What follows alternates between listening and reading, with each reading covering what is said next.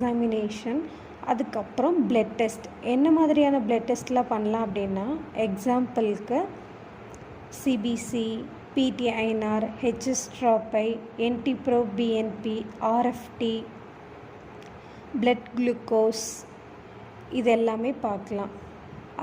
இதை தவிர வேறு என்ன டெஸ்ட் பண்ணலான்னா, டிஎம்டி பண்ணலாம், ECG, ECG, echocardiogram, ultrasound, angiography.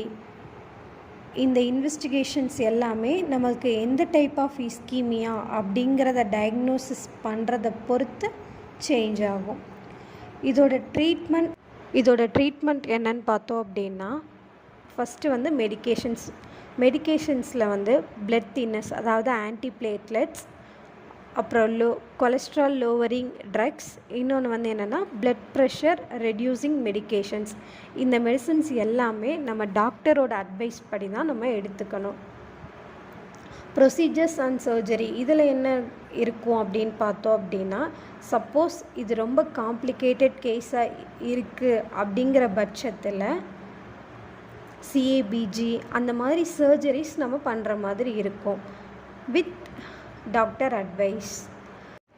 Life style changes என்னென்னு பார்த்தோம் அப்படின்னா, healthy diet, physical activity, adequate sleep, weight reduction, avoid smoking, alcohol, tobacco, cocaine, avoid stress. இஸ்கிமியாவோட காம்ப்ளிகேஷன் என்னன்னு பார்த்தோம் அப்படின்னா, ஹார்ட் அட்டாக் வரலாம், ஸ்ட்ரோக் வரலாம், கேன்கிரீன் வரலாம், ஆர்கன் ஃபெயிலியர் வரலாம். So these are the complications. Thanks for watching. Follow for